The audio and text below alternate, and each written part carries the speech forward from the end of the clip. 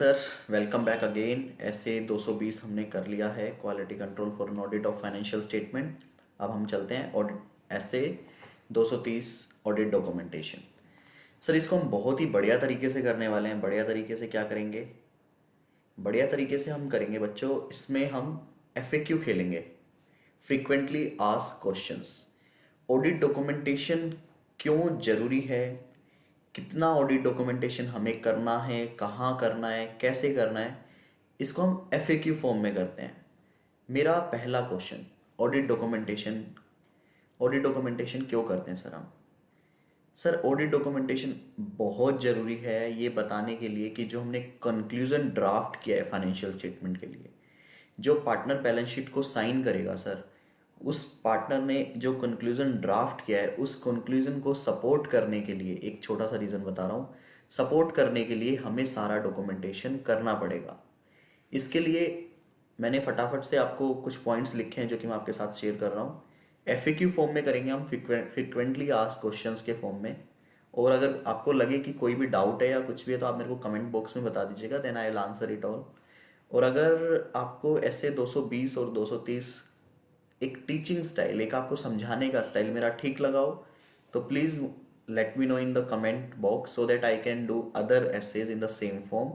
Otherwise, I will try to make some changes in the style of teaching. Then we'll do it again on the other essays. So I'm sharing my screen with you.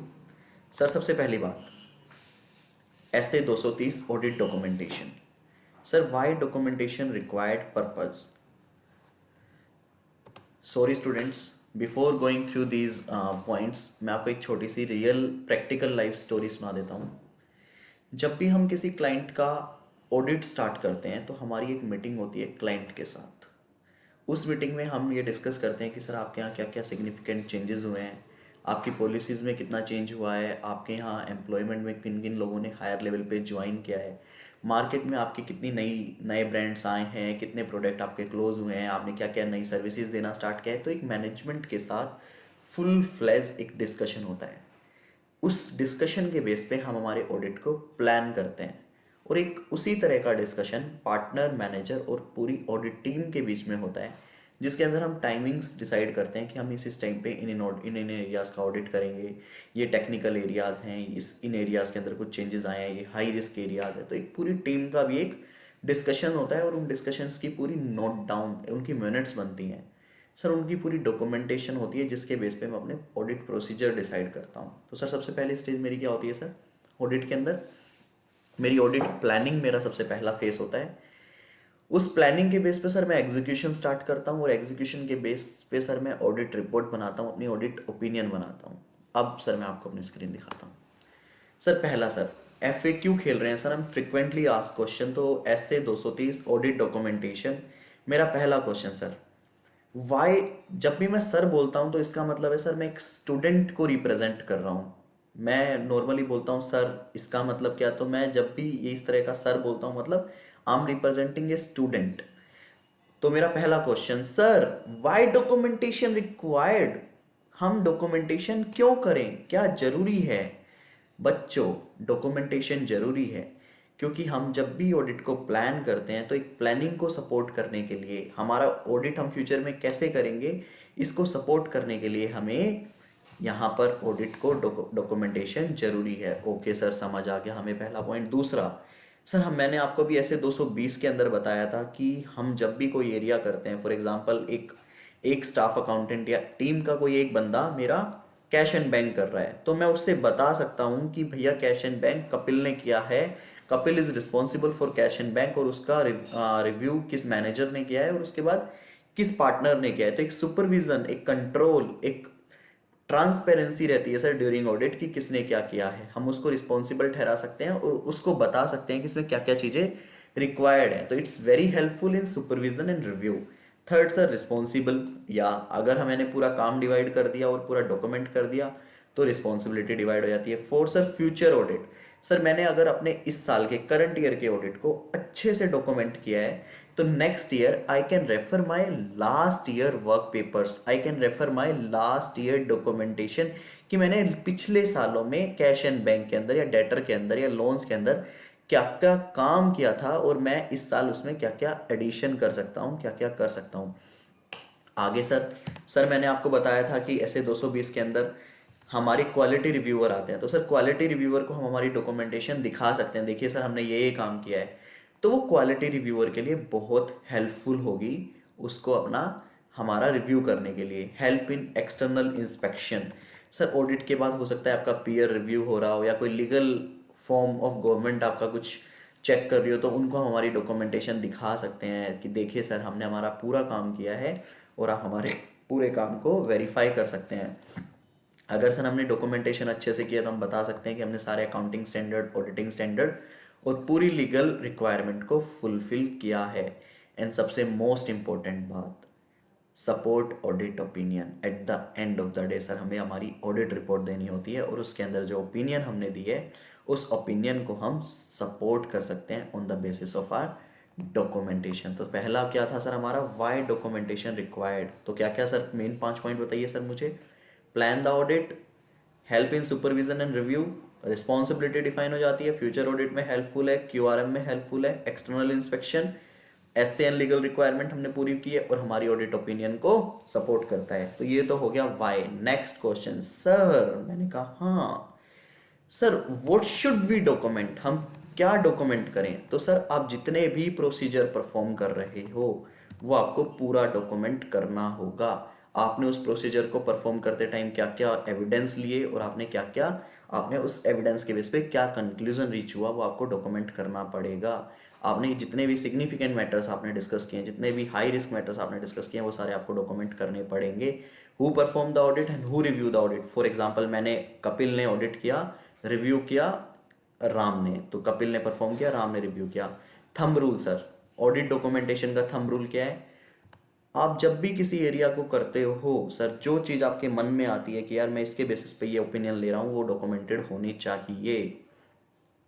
What should we document, again procedure perform, उस procedure को perform करते time आपने क्या क्या evidences लिए और आपने उस एविडेंस के बेस पे क्या कंक्लूजन लिया, सिग्निफिकेंट मैटर अगर कोई है तो वो भी, और किसने परफॉर्म किया, किसने रिव्यू किया। थंब रूल सर क्या है, हम जो भी सोचते हैं ड्यूरिंग ऑडिट वो सब डॉक्यूमेंट होना चाहिए। फॉर एग्जाम्पल सर कोई भी इनकन्सिस्टेंसी आती है या कोई भी डिपार्ट होता है फ्रॉम एनी एसए और लीगल रिक्वायरमेंट, तो हमने उसको कैसे उस चीज़ को रिजोल्व किया, कैसे हमने उसको ठीक किया, उस वो पूरा अल्टरनेट प्रोसीजर हम उसको डॉक्यूमेंट करेंगे। सर ये हो गया थियोरेटिकल, क्या आप हमें इसे प्रैक्टिकली करके बता सकते हो। बिल्कुल बता सकते हैं सर हम आपको इसको प्रैक्टिकली। गाइस थोड़ा सा टाइम लग रहा है वीडियो कंसेप्ट को समझाने में, बट आई डोंट वांट कि I will finish my video within 10 minutes. I really want to share a good quality, that's why it's taking time, then I think it's fine. तो इसको practically sir कैसे समझा सकते हैं। For example मैंने किया cash and bank, एक area किया मैंने कैश एंड बैंक। किसने किया सर, ये किसने परफॉर्म किया सर, ये कपिल ने परफॉर्म किया। Who will review this, Ram will review this sir. Cash and bank में सर प्रोसीजर परफॉर्म, क्या प्रोसीजर परफॉर्म किया सर मैंने, यहाँ लिखूंगा सर मैं प्रोसीजर परफॉर्म्ड। क्या लिखेंगे sir, we obtain all the bank accounts, all the bank accounts and we verified the cash balance as on 31st March 2017। Sir ये एक छोटा सा मैंने प्रोसीजर लिखा है कि हमने सारे बैंक अकाउंट्स को ले लिया है और हमने सारे बैंक अकाउंट्स हमने ले लिए हैं और हमने जितना भी कैश बैलेंस था उसको हमने वेरीफाई कर लिया है। तो ये एक प्रोसीजर हो गया सर, एक छोटा सा जनरल सा प्रोसीजर मैंने आपके सामने लिखा है ये।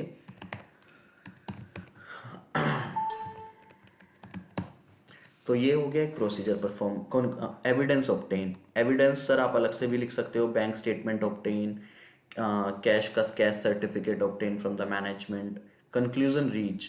अब सर इसमें मैं बताता हूँ, जैसे फॉर एग्जांपल मेरा पंजाब नेशनल बैंक है, तो आपने पंजाब नेशनल बैंक का बुक्स में बैलेंस आ रहा है 1 करोड़। आपने पंजाब नेशनल बैंक को एक बैंक कन्फर्मेशन भेजी कि please confirm this balance of this client, और उन्होंने कन्फर्म करके आपको दे दिया। तो आप क्या करोगे सर, और एविडेंस में आपका बैंक कन्फर्मेशन भी आ गया, क्लाइंट की बैंक स्टेटमेंट्स भी आ गई और क्लाइंट का बाकी डिटेल्स भी आ गई, तो ये आपके एविडेंस ऑब्टेन हो गया। कंक्लूजन रीच सर, उसके बाद आप कंक्लूजन लिखोगे सर अपने वर्क पेपर में। उसमें आप क्या करोगे, उसमें आप लिखोगे कि as per my work paper, as per my evidence, I believe, और in my opinion, the cash and bank balance are free from any material defect और these are true and fair view. ये मेरा conclusion हो गया sir. Significant matter sir, कोई significant matter अगर कोई भी आपकी नज़र में कोई भी एक ऐसी चीज़ आती है, जैसे बैंक बैलेंस आपका यहाँ 1 करोड़ आ रहा है और वहाँ पे 50 लाख आ रहा है, तो आप उसको कैसे रिजॉल्व करते हो, सिग्निफिक उसके क्या, उस पर आप अदर अल्टरनेट प्रोसीजर लेते हो, वो आपको बताना है. तो ये सब एक इसका और एग्जांपल है. डेटर को आपने कंफर्मेशन भेजी, डेटर का बैलेंस है 10 लाख रुपए, कंफर्मेशन का रिप्लाई नहीं आया या रिप्लाई आया 7 लाख रुपए, तो आप क्या करेंगे सर? उस पर फिर हम एक रिकन्सिलेशन बनाएंगे कि 3 लाख रुपए का डिफरेंस क्यों आ रहा है. हो सकता है 3 लाख रुपए क्लाइंट ने कोई माल भेजा हो लेकिन अभी उसे वो ना मिला हो, तो इस वजह से वो रिकन्सिलेशन डिफरेंस निकल जाएगा. दूसरा, अगर आपने 10 लाख की कंफर्मेशन भेजी, वहाँ से रिप्लाई ही नहीं आया आपके पास, उस केस में आप अल्टरनेट प्रोसीजर लगाओगे. अल्टरनेट प्रोसीजर में क्या हो सकता है, हमने उसकी कंफर्मेशन देख ली, कंफर्मेशन ऑफ रिसीविंग देख ली. फॉर एग्जांपल, जब भी आप ऑनलाइन स्नैपडील से कोई माल मंगवाते हो, तो आपके पास जब डिलीवरी होती है तो डिलीवरी बॉय आपसे साइन करवाता है कि I deliver it to you. तो स्नैपडील के पास एक प्रूफ हो जाता है कि हाँ, आपने वो कपिल को डिलीवरी किया है. तो ऐसे ही आप भी डिलीवरी प्रूफ देख सकते हो अगर आपको बैंक कंफर्मेशन नहीं, डेटर कंफर्मेशन नहीं मिली है, सिर्फ ये इंश्योर करने के लिए कि मेरा रिवेन्यू का नंबर ठीक है, मेरा रिवेन्यू सही से बुक हुआ है. सर 2 क्वेश्चन हमने अभी रिजोल्व कर लिए. Why documentation required? Plan the audit, help in supervision, responsible, future audit में हेल्प करता है, क्वालिटी रिव्यूअर को हेल्प करता है, एक्सटर्नल इंस्पेक्शन आ गए उनको हेल्प करेगा. मैं बता सकता हूं मैंने एसए एंड लीगल रिक्वायरमेंट पूरी की और मैं अपनी ऑडिट ओपिनियन को सपोर्ट करूंगा. What should be document sir? जितने भी मैंने प्रोसीजर परफॉर्म किए हैं उनके अगेंस्ट मैंने क्या एविडेंस लिया है, मैंने क्या कंक्लूजन किया है, कोई भी सिग्निफिकेंट मैटर, किसने काम किया, किसने रिव्यू किया, कोई भी कंसिस्टेंसी आई उसको मैंने कैसे रिजोल्व किया. सर ये तो हो गया वाई वी शुड डॉक्यूमेंट और what we should document. Third question sir, मैंने कहा हाँ sir, where we should document. Sir आप अपनी सारी डॉक्यूमेंटेशन के लिए आइदर आप इलेक्ट्रॉनिक फॉर्म में इसको डॉक्यूमेंट कर सकते हैं या अदरवाइज एक हार्ड फाइल बना सकते हैं, लेकिन आपको अपने सारे वर्क पेपर को स्टोर करके रखना है टिल द रिटेंशन पीरियड, क्योंकि कोई भी कभी भी आपके पास आ सकता है और आपकी चेकिंग की जा सकती है. तो आपकी पूरी डॉक्यूमेंटेशन सेफ होनी चाहिए sir. Where we should document मेरे हिसाब से क्लियर है सर, इसमें ज़्यादा कुछ बताने का है नहीं. हाउ मच डॉक्यूमेंटेशन रिक्वायर, कितना डॉक्यूमेंट करें सर हम? सर आपने जो काम किया है, जो कैश एंड बैंक किया है, उसके नीचे आपने एक लाइन लिखी है कि as per my evidence, as per my conclusion, the cash and bank is true and fair view. तो सर उस ट्रू एंड फेयर व्यू जो आपने बोला है उसको सपोर्ट करने के लिए आपके पास उतनी एटलीस्ट मैक्सिमम आपके पास एविडेंस होने चाहिए. आप बाद में ये नहीं बोल सकते कि भैया मैंने स्टेट बैंक ऑफ पटियाला से कंफर्मेशन नहीं लिया क्योंकि उसका बैलेंस 10 लाख रुपए था. तो आपने जो कंक्लूजन जिस पे आप रीच किए हो उसको सपोर्ट करने के लिए आपकी डॉक्यूमेंटेशन रिक्वायर्ड है. आपने कितना एक्सटेंट, कितना नेचर, टाइमिंग, कब कब आपने ऑडिट किया, उसको सपोर्ट करने के लिए आपको एटलीस्ट उतना डॉक्यूमेंटेशन आपको मिनिमम करना ही करना होगा. हाउ मच आपको अपनी ओपिनियन को सपोर्ट करना होगा सर. दूसरी सर सबसे मेन बात, ये बहुत इंपॉर्टेंट लग रहा है सर मुझे, matter arising after the audit report. बहुत वेरी रेयर है, एक्सेप्शनल है, लेकिन अगर फिर भी कोई ऐसा मैटर आ जाता है जो आपको ऑडिट रिपोर्ट के बाद मिलता है और आप उस पर काम करते हो, तो आपको क्या क्या डॉक्यूमेंटेशन करनी है, कैसे करना है, वो एक अलग ऑडिटिंग स्टैंडर्ड है. क्या डॉक्यूमेंट करना है वो यहाँ पे बता रहा है सर. ऐसे क्या सर्कमस्टांसिस थे कि आपको ऑडिट रिपोर्ट के बाद दोबारा से काम करना पड़ा और आपने क्या क्या न्यू प्रोसीजर परफॉर्म किए, क्या क्या नए एविडेंसेस लिए, उससे आपकी ऑडिट ओपिनियन पे क्या इफेक्ट आया, और सर ये काम किसने किया और किसने रिव्यू किया. सर ये हमारा ऑडिट डॉक्यूमेंटेशन एक बहुत प्यारा सा सिंपल सा और स्टैंडर्ड ऑन ऑडिटिंग था. फटाफट से रिवाइज करते हैं 1 मिनट में. Why documentation required sir, plan करते हैं हम ऑडिट को, help in supervision and review, responsibility define हो जाती है, फ्यूचर ऑडिट में हेल्प करता है, क्वालिटी रिव्यूअर को हेल्प करता है, एक्सटर्नल इंस्पेक्शन में हेल्प है सर. हम अपने आप को सेव कर सकते हैं, बता सकते हैं एसए और लीगल रिक्वायरमेंट हमने की और हमारी ऑडिट ओपिनियन को बचाता है. व्हाट शुड वी डॉक्यूमेंट, क्या करें, प्रोसीजर, एविडेंस, कंक्लूजन सर, तीनों चीजें. सिग्निफिकेंट मैटर, अगर किसने काम किया, किसने रिव्यू किया. Where we should document sir, एक ऑडिट फाइल बनाएंगे either in electronic or otherwise, और उसमें हम तब तक सारे पेपर रखेंगे उसका मिनिमम रिटेंशन पीरियड तक. हाउ मच डॉक्यूमेंटेशन, जितना सर हम हमारी कंक्लूजन को सपोर्ट कर सकें, नेचर, टाइमिंग एंड एक्सटेंट जो हमने डिसाइड किया है उसको सपोर्ट कर सकें. कोई अगर मैटर आफ्टर ऑडिट रिपोर्ट आता है तो हम उसको क्यों आया, नेचर, सरकमस्टांसिस, क्या प्रोसीजर हमने किया, वो सब, हमारी इफेक्ट ऑन ऑडिट रिपोर्ट क्या है वो, who perform and who review, ये सब डॉक्यूमेंट करेंगे. तो सर फटाफट से मैंने आपको रिवाइज करवाया. ऐसे 230 ऑडिट डॉक्यूमेंटेशन गाइज, ऐसे 220 और 230 हमारे हो चुके हैं रिवीजन में. ऐसे 240 मेरे को लगता है कि 315 एंड 330 के साथ होगा. These three standards are very important. So please, if I think if 5 or 10 students are watching my video, then it's fine for me, and I feel very appreciated कि आप लोग मुझे बताएं कि I am really helping you guys, so that मैं आपको अपनी और बाकी की सभी स्टैंडर्ड ऑडिटिंग की वीडियोस बनाकर अपलोड करूं और आपको 10-10 मिनट में सारे एसेज रिवाइज करवाऊं.